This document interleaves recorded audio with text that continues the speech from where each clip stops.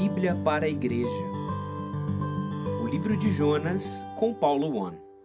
De questão mal resolvida. Jonas capítulo 4, versículos 1 a 5. Com isso, desagradou-se Jonas extremamente e ficou irado. E orou ao Senhor e disse: Ah, Senhor, não foi isso que eu disse, estando ainda na minha terra? Por isso me adiantei fugindo para Tarsis, pois sabia que és Deus clemente e misericordioso, e tardio em irar-se, e grande em benignidade, e que te arrependes do mal. Peço-te, pois, ó Senhor, tira a minha vida, porque melhor me é morrer do que viver. E disse o Senhor: É razoável essa tua ira? Então Jonas saiu da cidade e assentou-se ao oriente da mesma, e ali fez uma enramada, e repousou debaixo dela à sombra, até ver o que aconteceria à cidade. Desgosto e ira.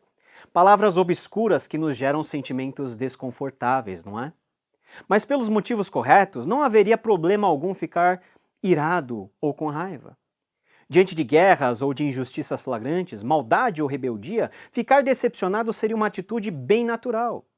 Mas não foi o que aconteceu com o profeta Jonas.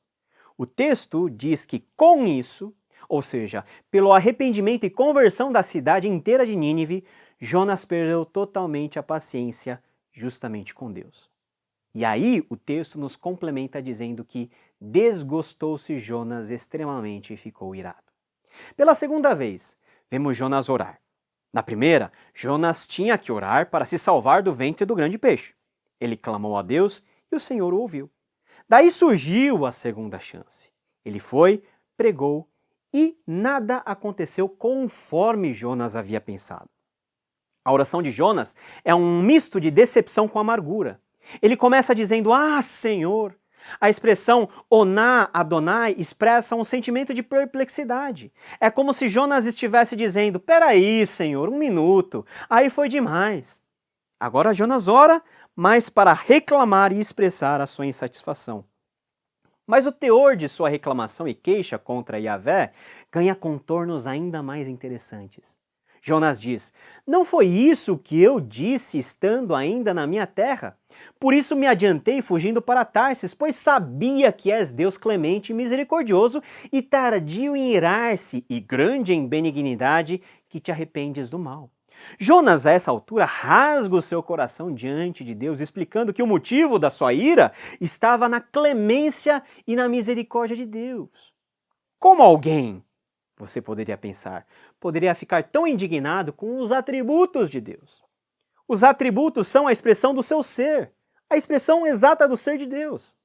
Jonas não estava indignado pelo simples fato de Deus ser piedoso e misericordioso. Não! Jonas estava aborrecido não pelos atributos em si, mas pelo alvo dos atributos divinos. Em outras palavras, Jonas estava decepcionado e irado com Deus porque o Senhor resolvera ser clemente e misericordioso, não para com o próprio profeta ou para com seu povo, mas para com aqueles a quem Jonas considerava seus piores inimigos, os ninivitas. Jonas também faz uma digressão histórica e explica a Deus finalmente a razão pela qual ele havia antes fugido para Tarsis. Jonas não fugiu com medo dos assírios ou porque estava com preguiça de atravessar centenas de quilômetros até chegar a Nínive. Jonas fugiu porque sabia que Deus possivelmente perdoaria aquele povo a quem Jonas queria ver destruído. Por isso me adiantei fugindo para Tarsis.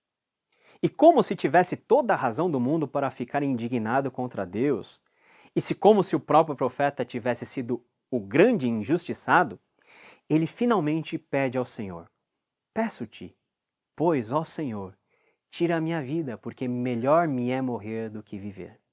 Para Jonas era insuportável a ideia de ter saído de Nínive sem ter visto a sua destruição. Era revoltante ter visto que aqueles ninivitas foram perdoados por Deus, aqueles que eram seus inimigos. Como que Deus poderia ter um coração tão mole assim? Às vezes que ficamos decepcionados com Deus, geralmente é porque criamos uma imagem de Deus que nos convém e que não é o reflexo exato do seu ser. Jonas conhecia os atributos de misericórdia, longanimidade, graça e clemência, mas esses atributos eram atributos válidos somente quando ele mesmo fosse o beneficiário.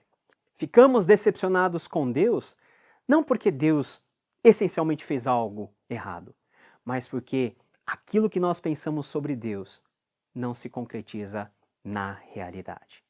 Nós criamos espantalhos daquilo que Deus não é. O Deus que durante a narrativa inteira só falou com Jonas nas horas de comissioná-lo ao serviço, diante da perplexidade de Jonas, pergunta ao profeta: é razoável essa tua ira? Sem dúvida existem iras razoáveis e justificáveis. Mas também, e cá entre nós, na maioria das vezes nossa ira acontece porque alguém ousou tocar no nosso ego, no nosso orgulho. Você já pode imaginar que quando Deus perguntou a Jonas: é razoável essa tua ira? Deus já sabia a resposta, e implicitamente Jonas também. Jonas, esse profeta, ele chutou o pau da barraca, saiu da cidade e assentou-se ao oriente da mesma, e ali fez uma enramada e repousou debaixo dela à sombra até ver o que aconteceria à cidade. Jonas saiu da cidade e tomou um lugar privilegiado para sentar-se. Preparou a sua cabana, a sua poltrona, só faltou pegar uma pipoca e um guaraná. Ele sentou para ver se porventura Deus acudiria à sua reclamação e mandaria fogo do céu para consumir aquela cidade. Ele fez um pequeno abrigo, ficou lá. Talvez pensou: Deus viu a minha indignação. Vai que ele se arrepende de ter se arrependido e finalmente não destrói o mal pela raiz. Houve um grande ruído na comunicação entre Jonas e Deus. O profeta ouviu a ordem do Senhor, mas ficou incapacitado de discernir a intenção e o motivo daquela ordem. Aliás, o que atrapalhou o processo é que Jonas tinha um motivo próprio, uma razão sua que explicaria o seu chamado à cidade de Nínive. Deus está me enviando para lá para destruir aquela cidade. Ainda que, com aquela ponta de expectativa que Deus de fato perdoasse Nínive, Jonas foi lá confiando: Deus não vai fazer isso, Deus vai destruir aquela cidade porque afinal só tem pecador lá. A Bíblia nos oferece inúmeros exemplos onde homens e mulheres esperaram de Deus que ele agisse em favor deles, especialmente restabelecendo a justiça. Nos Salmos, por exemplo, nós temos uma série de composições que chamamos de salmos imprecatórios. Por exemplo, Salmo 58:6, ó Deus, quebra-lhes os dentes na boca. Ou Salmo 59:13, consome-os com indignação, consome-os de sorte que jamais existam. Exemplos não faltam, mas um dos grandes temas de Jonas é a soberania absoluta de Deus, porque ele pode julgar e punir, pode conceder graça e perdoar. A decisão não cabe ao ser humano, nem ao profeta de Deus. Quem decide é Deus, esse Deus que tudo fez. E mais uma vez, isso decepcionou profundamente o profeta. Deus perguntou a Jonas dizendo: é razoável essa tua ira? O sentido da palavra razoável aqui evoca a ideia próxima a algo bom ou agradável.